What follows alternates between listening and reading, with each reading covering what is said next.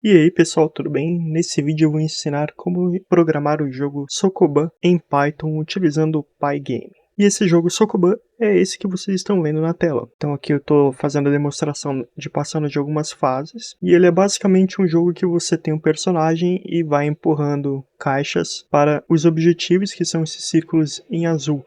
O objetivo do jogo é empurrar todas as caixas com sucesso para os círculos azuis. Sem mais delongas, vamos para o código. Então, primeiramente, o que vocês podem ter de arquivo inicial para vocês irem programando junto comigo é esse arquivo sokoban.py que vocês estão vendo na tela. E nesse arquivo Sokoban, a gente tem uma classe Sokoban e de início a gente já tem uma função chamada init, que é uma função que a gente usa muito no Python para inicializar classes. Se vocês rodarem o código como está agora, vocês vão ver uma tela preta, que é essa tela aqui do Pygame. Então nós temos aqui uma tela quadrada com um fundo preto. Uma coisa importante para vocês saberem é que nessa tela preta, o eixo X e Y que a gente usa para desenhar nessa tela do Pygame, a origem desses eixos começam no canto superior esquerdo, que é exatamente aqui onde temos o 0 escrito em vermelho na tela. O eixo X ele cresce para a direita da nossa tela, então da esquerda para a direita, e o eixo Y ele cresce de cima para baixo, iniciando no topo da nossa tela.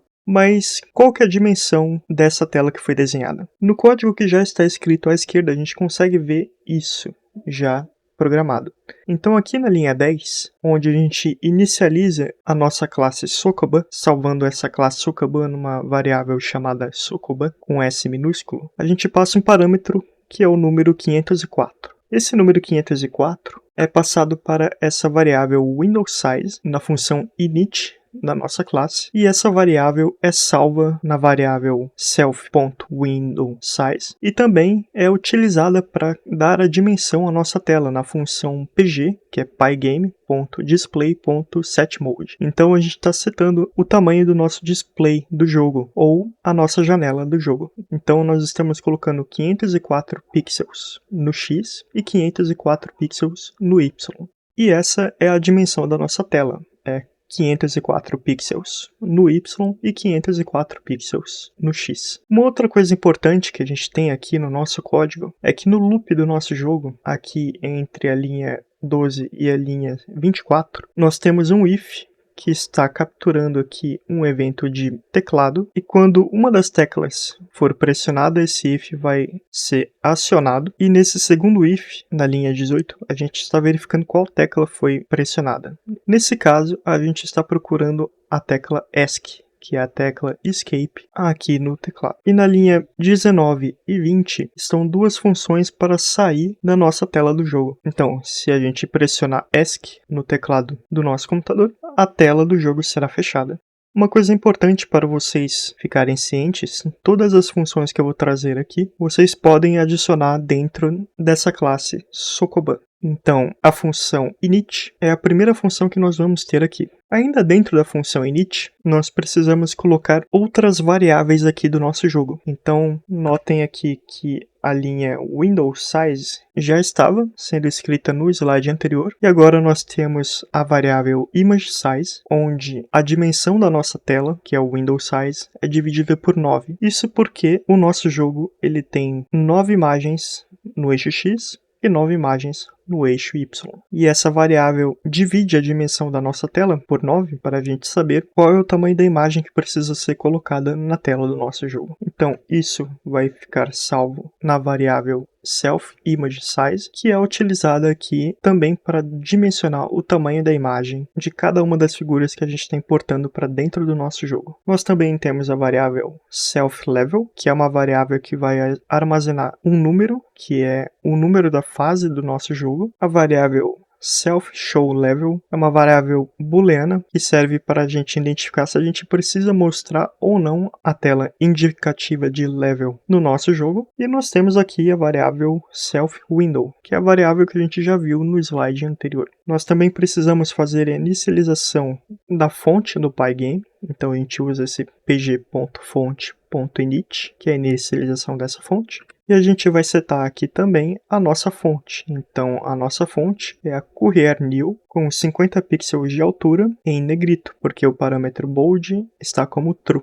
Na importação das imagens, a gente vai salvar cada imagem dentro de uma variável separada. Então, a primeira imagem vai ser salva dentro da variável self.agent, que é o nosso personagem do jogo. Nós também temos o nosso personagem do jogo quando ele está em cima do objetivo ou em cima do target. Então, o nome dessa variável que vai armazenar essa imagem se chama self.agentOnTarget. Nós temos a caixa quando ela está em cima de um objetivo também, então o nome dessa variável vai se chamar boxOnTarget. Nós temos também a caixa fora do objetivo, então o nome da variável é só box. Nós temos o chão, onde não tem nenhum objetivo, nem o nosso agente, que seria o personagem, e também nenhuma caixa. Então apenas o chão a gente vai chamar a variável floor. Quando houver apenas o objetivo, nós vamos chamar essa variável de target. Aqui nós temos uma imagem que mostra uma árvore que representa a área fora do nosso mapa. Então isso a gente vai salvar na variável tree, já que é uma árvore. E nós temos uma imagem que é uma parede de tijolos, que a gente vai salvar na variável wall, que é basicamente a parede no nosso jogo.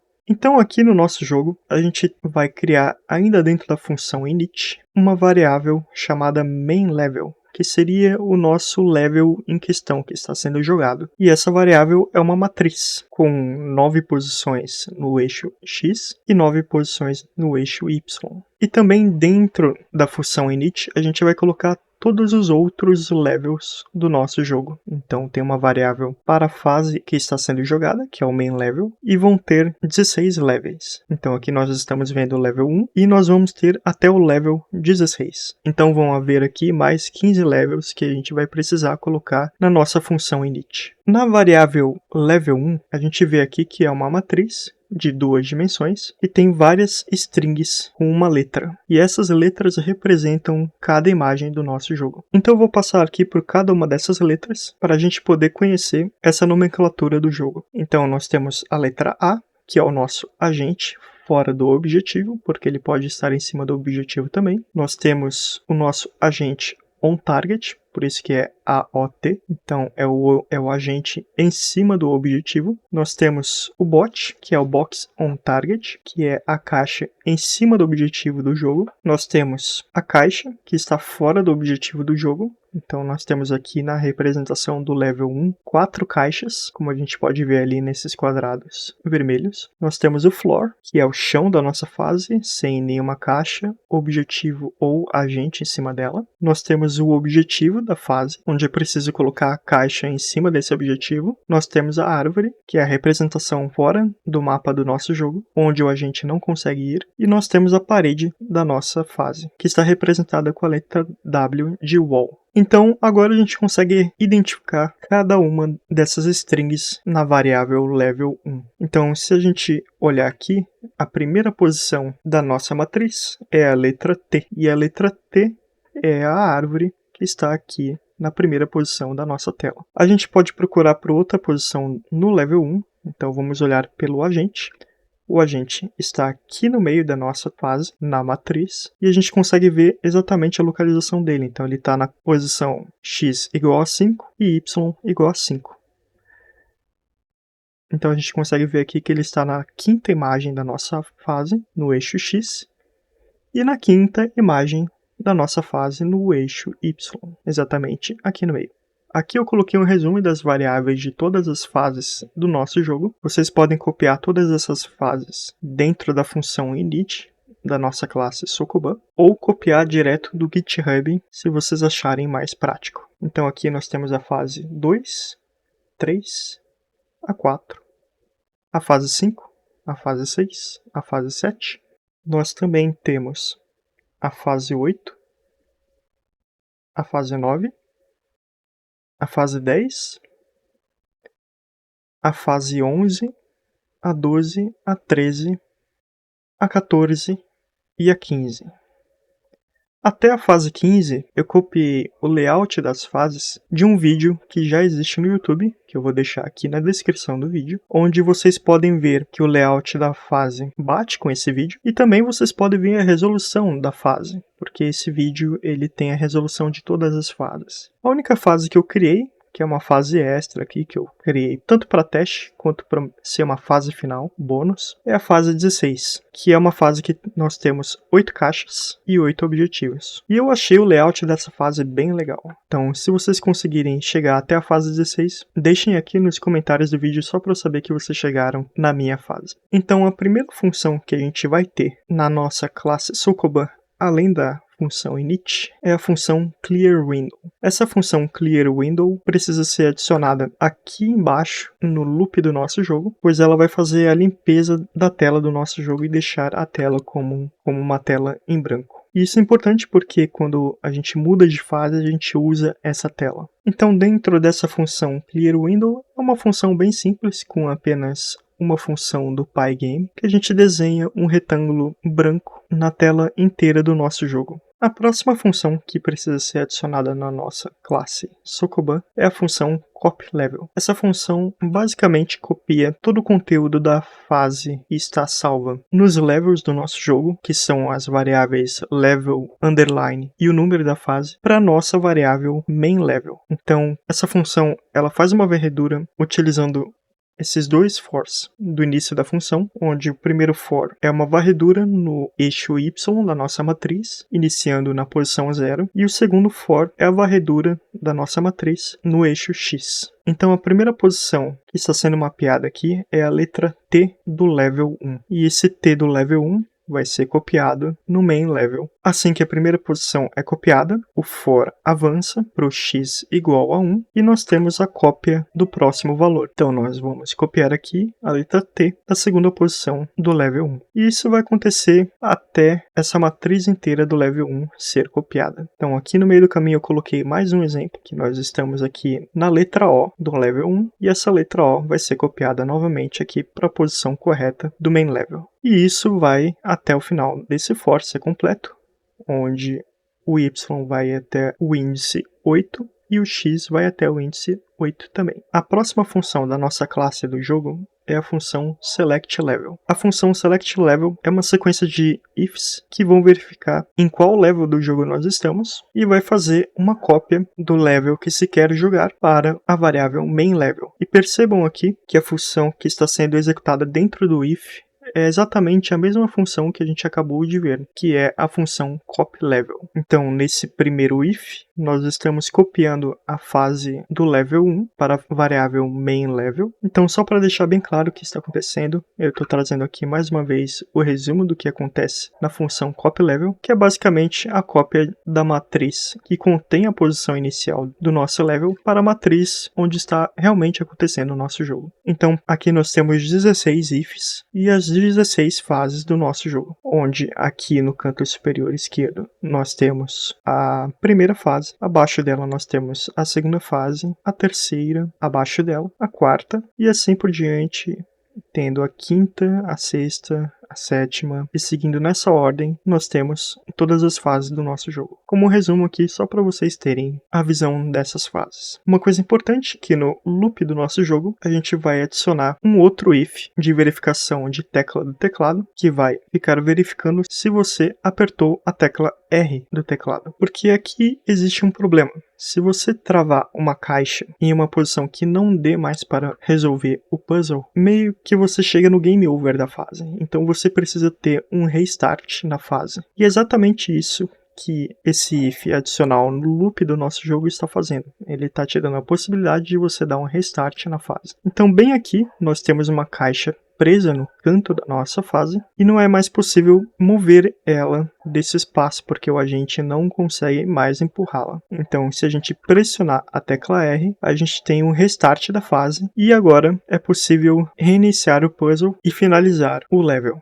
A próxima função que nós vamos ter aqui é a função newLevel, que basicamente faz uma verificação na variável showLevel, que a gente viu no início do vídeo, que é uma variável que indica se a gente precisa mostrar ou não aquela tela com o número da fase. E se essa variável estiver como true ou verdadeira, nós vamos salvar aqui dentro da variável text o texto level mais o número da fase, que está dentro da variável self.level. As próximas linhas é basicamente uma centralização desse texto no meio da tela, e nós temos aqui no self.windowBleach a impressão desse texto na tela do nosso jogo. Então aqui nós temos esse texto sendo colocado no Bleach. Na linha Pygame Display Update, nós estamos fazendo o update dessa tela do nosso jogo, e depois nós vamos esperar aqui 2 segundos, que é esse time.sleep. Para fechar a lógica aqui da nossa função, nós mudamos a variável showLevel para false, para não mostrar essa tela novamente, e nós carregamos aqui a próxima fase do nosso jogo, ou, como nós estamos vendo aqui nesse exemplo, a primeira fase do nosso jogo. No loop do jogo, a gente precisa adicionar essa função também, então, abaixo da função clearWindow, a gente coloca sokoban.newLevel, para essa função agora ficar sendo executada dentro do nosso jogo. A próxima função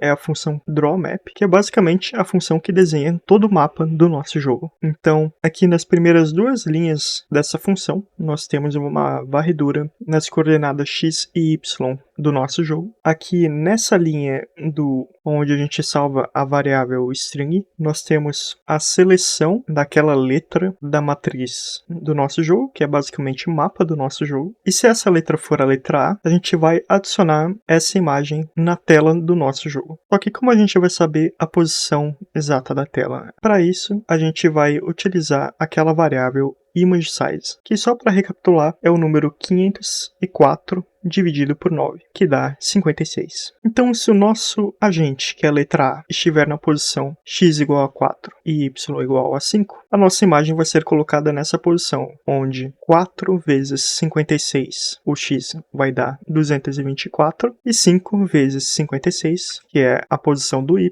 vai ser posicionada na altura 280. E essa função vai fazer isso para todo o mapa do nosso jogo. Então, no final dessa função, nós vamos ter o mapa completo do nosso jogo preenchido pelas imagens que nós temos aqui no nosso jogo. Essa função drawMap também precisa ser adicionada no loop do nosso jogo. Então aqui nós temos que adicionar abaixo da função newLevel a função drawMap. Então a gente coloca ali sokoban.drawMap. A próxima função do nosso jogo é a função getAgentPosition, que é uma função auxiliar que vai pegar a posição do nosso jogador dentro do mapa do nosso jogo. Então inicialmente nessa função a gente cria uma variável que é uma lista com 2 posições, chamada de AgentPosition. A gente vai iterar por todo o mapa do nosso jogo, que é esse range de 9 no eixo Y e o range de 9 no X, e a gente vai buscar pela letra A dentro da variável mainLevel. Ou também a gente vai procurar pela string AOT, que é AgentOnTarget, que é o agente no objetivo, que é uma possibilidade de string também para o nosso jogador. Então aqui, por exemplo, na variável mainLevel, a gente vai buscar pela letra A ou pela string AOT, e ao achar essa posição da string, a gente vai salvar as coordenadas dessa string dentro da lista AgentPosition. E no final da função, a gente retorna o AgentPosition. A próxima função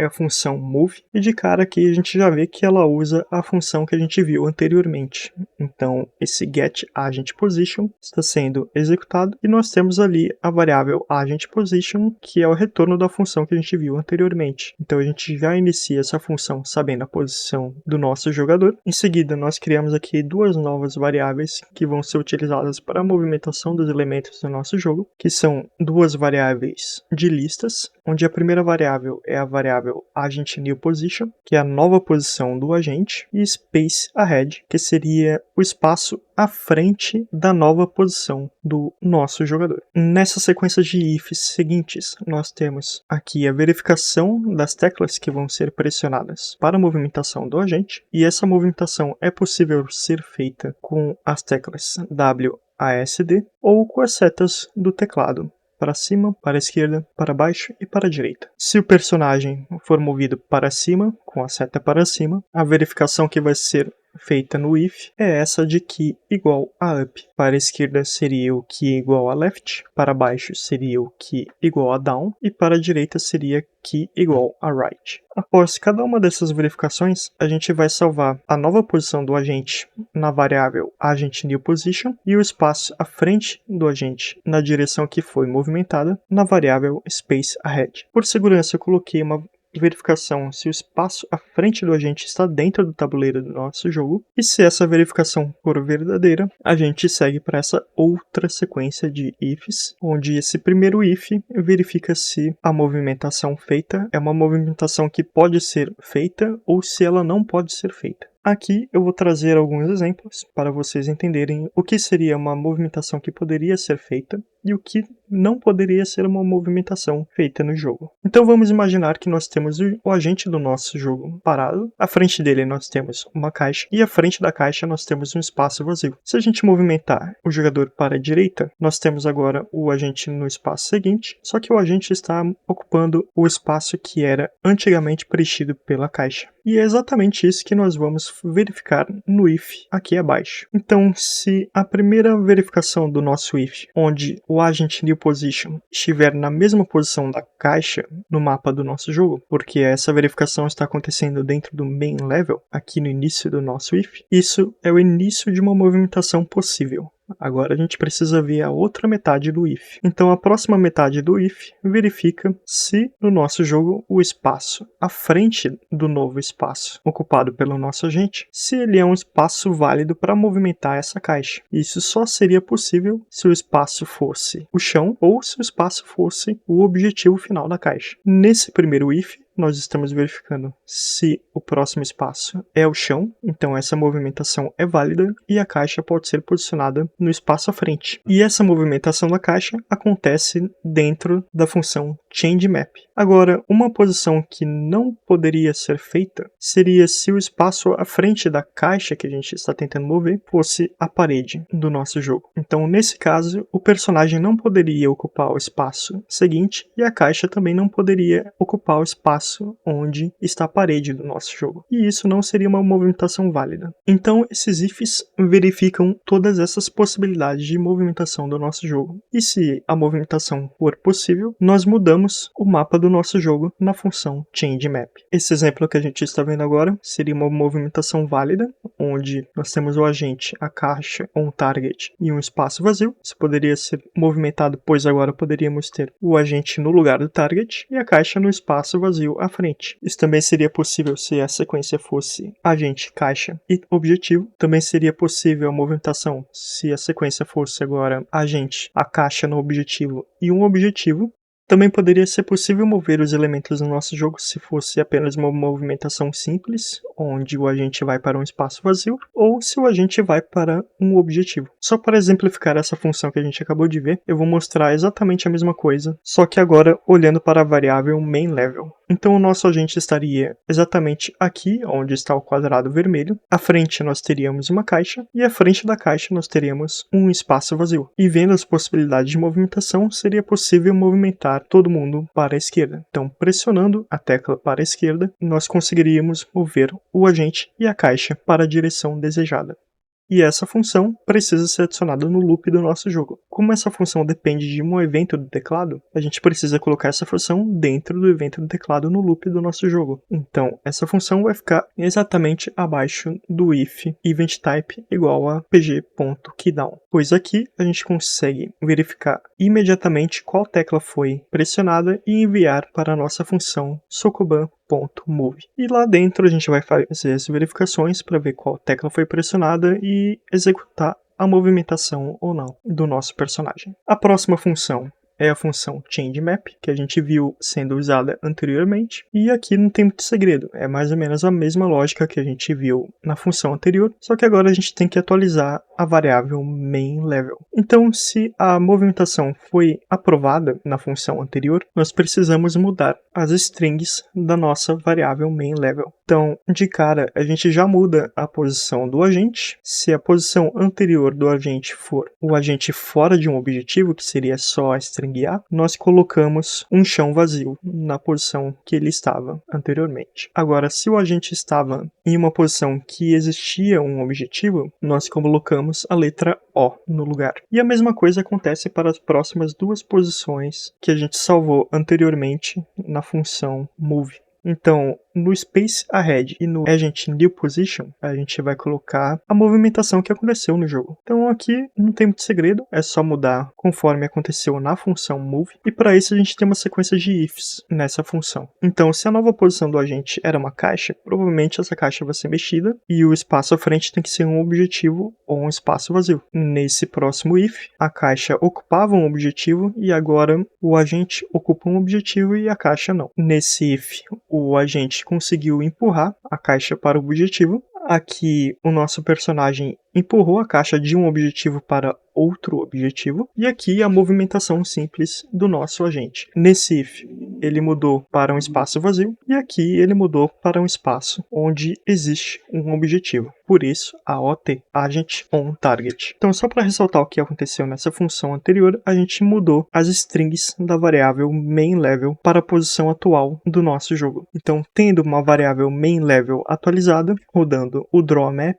agora a gente tem a tela do nosso jogo atualizada. A próxima função é a função isLevelCompleted, que é basicamente uma função que verifica se o level do jogo foi completo. Então, de início, a gente tem uma variável count, que vai fazer uma contagem do número de caixas que estão fora do objetivo. Para isso, a gente precisa fazer uma varredura na matriz do nosso jogo. E para isso, nós temos aqui dois fors, um para o eixo Y e outro para o eixo X. E a gente vai verificar se essa posição que está acontecendo a varredura, se tem uma caixa fora do objetivo. Se tiver uma caixa fora do objetivo, será acrescentado 1 na contagem da variável count. Então, para exemplificar, eu estou trazendo aqui a variável mainLevel, para a gente seguir com o raciocínio junto com essa função. E aqui nós temos 4 caixas fora do objetivo, ou seja, esse level ainda não foi completo. Mas vamos supor aqui que o level foi completo e a contagem do count é igual a 0, porque todas as caixas estão no objetivo. Se isso acontecer, a variável showLevel vai ser setada para true, ou verdadeiro, e isso vai fazer com que aquela tela com o level e o número do nosso jogo seja mostrado para o jogador e a gente tem a verificação ali que o level foi completo. Para passar para o próximo level, a gente tem aqui o self.level mais 1, ou seja, nós estamos acrescentando 1 no número do nosso level, e abaixo nós temos aqui uma verificação final, pois se a gente passar do level 16 do nosso jogo, a gente vai passar para uma fase que não existe. Então, se essa fase que ainda não existe chegar, a gente vai mudar o level de volta para o level 1. E por fim, a gente vai fazer o update dessa tela e esperar por 1 segundo. Essa função precisa ser adicionada no loop do nosso jogo para verificar se a gente passou de fase ou não. E agora o nosso código está completo. Vocês podem rodar o jogo do Sokoban e tentar chegar na fase 16 que eu criei. Se vocês conseguirem, deixem aqui nos comentários que vocês conseguiram chegar na fase 16. E para esse vídeo era isso. Muito obrigado e até mais.